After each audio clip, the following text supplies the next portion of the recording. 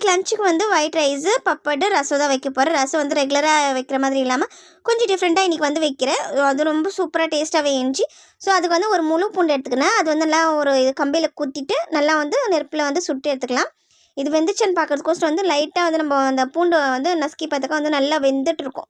அதே மாதிரி 2 வரமிளகாய் வந்து கம்பியில் குத்தி அதையும் சுட்டு எடுத்துக்கணும். நான் வந்து பெருசாக இருக்கிறதுனால 2 வரமிளகாய் எடுத்துக்கிறேன். அதே சின்னதாக இருந்துச்சுன்னா 3 வரமிளகாய் எடுத்துக்கோங்க. இப்போ நல்லா ஆறிட்ட பிறகு வரமிளகா பூண்டு வந்து தோலெல்லாம் நீக்கிட்டு தக்காளி வந்து 4 தக்காளி எடுத்துக்கிறேன். சின்ன சைஸ் தக்காளி இருக்கிறதுனால 4 எடுத்துக்கிறேன். அதே பெரிய சைஸ் தக்காளி இருந்துச்சுன்னா 2 சேர்த்துக்கோங்க, கரெக்டாக இருக்கும். இப்போ நல்லா அந்த வரமிளகா தக்காளி பூண்டு இது எல்லாமே வந்து நல்லா கையாலேயே மசிச்சு விட்டுக்கலாம்.